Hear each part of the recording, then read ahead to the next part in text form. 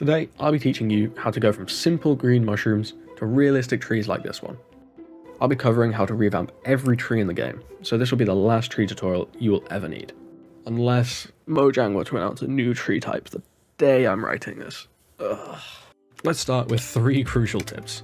My most important piece of advice is to find a reference. This could be done by going outside, but we don't want that. Instead, I recommend looking on Pinterest. Secondly, you're going to need to think outside of the blocks. Don't limit yourself to logs. We're going to need to experiment here. Using walls and glass can really help with our thinner branches, and using stairs and slabs allows us to make much better details than just using fences. Finally, colouring. One of the best ways to improve your tree is with texturing and shading. This applies for the trunk and the leaves too. With that out of the way, we can jump into revamping the vanilla trees. Starting with the spruce tree. Most videos would begin with an oak, but spruce trees are definitely the easiest to learn. The first step is to build up your trunk as tall as you want your tree to be, slowly getting thinner as it gets taller. Next, of course, are the branches. I'm not using fences for this. Instead, we want to use all our detailing blocks to create more interesting shapes around the trunk at all different angles. Make sure they aren't too cramped together, because we need to leave plenty of space for our leaves. As the branches get higher up, we want them to be getting shorter and shorter, just the same way as our trunk's getting thinner. Now we can start adding our leaves. The best way I can think to describe the shape I'm making here is imagine you're hanging a slice of pizza over the end of each branch. We want to make that sort of diagonal wedge shape on all our branches.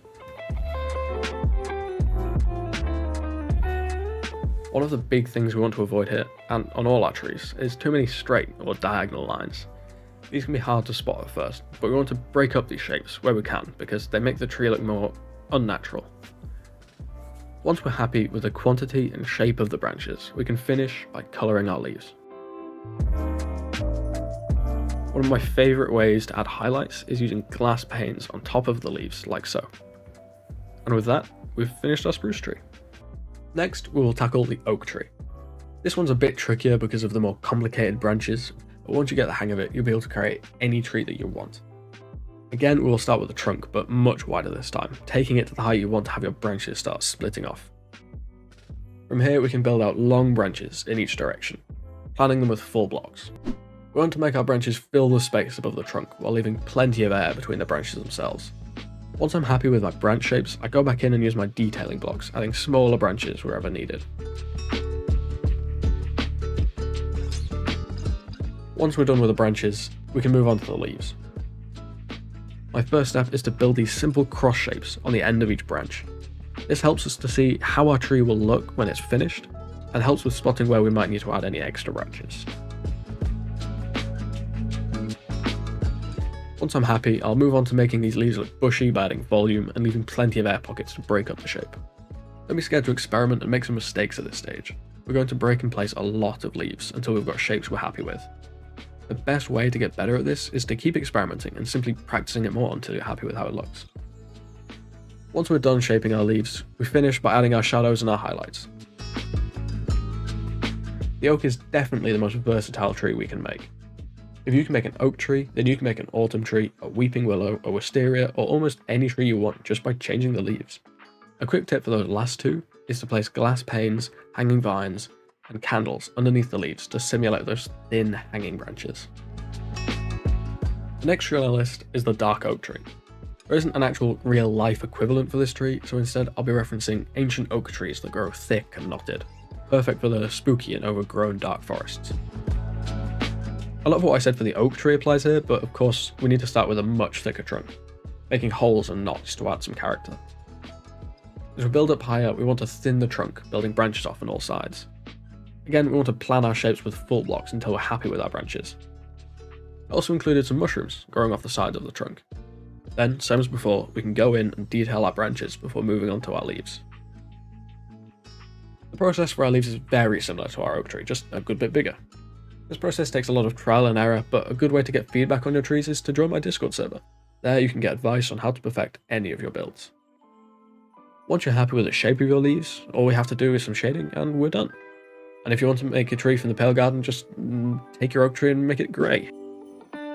Moving swiftly onto the cherry tree, the process is quite similar to the dark oak tree but with much more delicate shapes. A perfect reference for this is just any bonsai tree. As a disclaimer, when I started building this, I forgot completely about cherry wood. Don't worry, I fixed it at the end. Just pretend I was doing that all along. When building our cherry tree, it's somewhat similar to the dark oak in its curvy trunk, but we really want to get those curves in our branches too. Again, I plan out my branches in 4 blocks before going back and detailing them. As you can see, once I start on the leaves, I realise I need much more weight on this side of the tree, so I go back and add some new branches. Don't be afraid to make any mistakes when practicing these trees. We make the leaves for the cherry tree the exact same way as we do for the oak tree, just in pink. This doesn't mean that we can't shade with leaf variants, so instead we'll be using wool and terracotta. It also helps to use a lot of glass panes to stop the leaves looking quite so blocky, and with that we've finished our cherry tree. Next up is the birch tree. Birches are fairly different from what we've learned from the oak tree. Our first step is obviously to start with our trunk, which we want to be tall and thin. I generally stick to a mixture of birch logs, calcite and diorite, with the occasional iron trapdoor for small branches. There is a lot of variation with birch trees, but the main rule for getting these right is the branches. We want them to break off from the trunk and continue diagonally upwards, with smaller branches reaching out as they go. It's important to keep the branches mostly vertical and close together, as the overall shape of the birch will be much thinner than our previous few trees. While similar to the oak, we want these leaves to be much more sparse and wispy. That means much more air pockets and generally smaller patches of leaves on our branches. Add shading to your leaves and that's your first birch tree complete.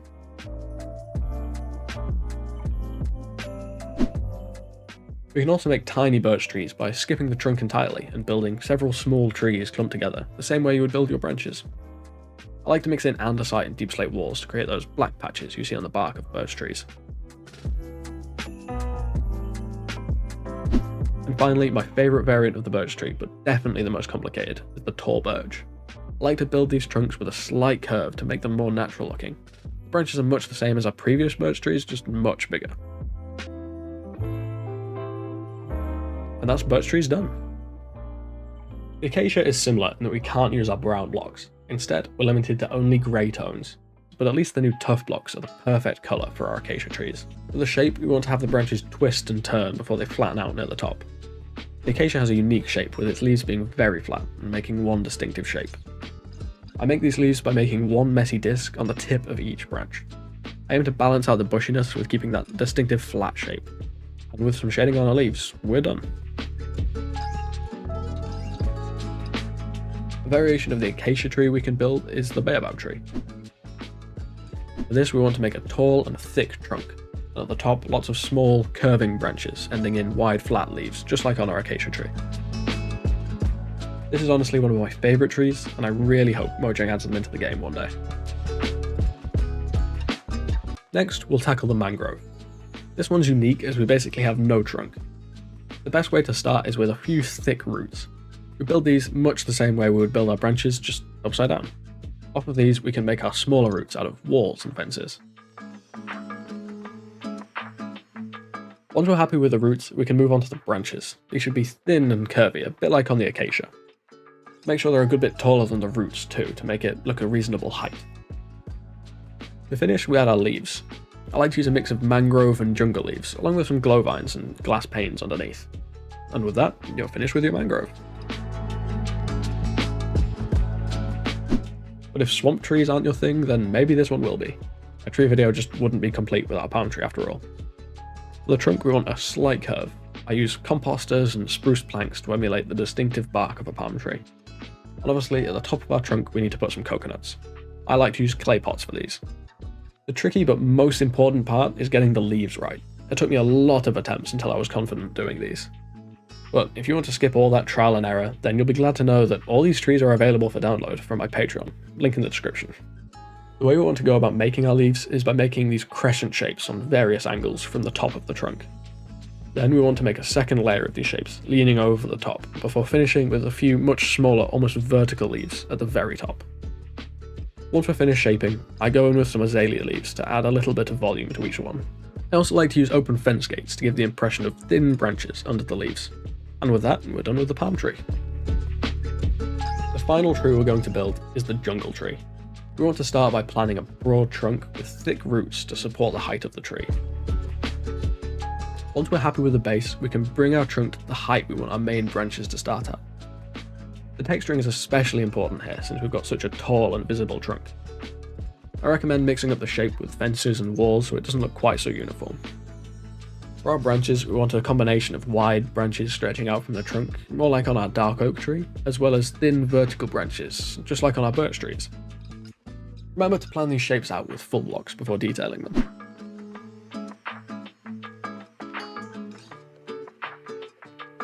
Again, when we start adding our leaves, I like to plan with cross shapes before making the really thick canopies. This allows us to tweak the branches to make sure our tree will look right at the very end. To plan our leaves, I build messy circular shapes before making them bushy and drooping leaves over the edge. Putting grass on top of these clumps of leaves can also be a good way to highlight them. Once we're happy with the leaves, we can go back and add some small stumps on the trunk and cover them in foliage to break it up more. I also like to add big hanging vines between the branches, before using glass panes to create the look of smaller vines hanging from our canopy. And with those last details, our jungle tree is done. That concludes my guide on building realistic trees. Don't forget to subscribe to catch my future projects. Thank you for watching.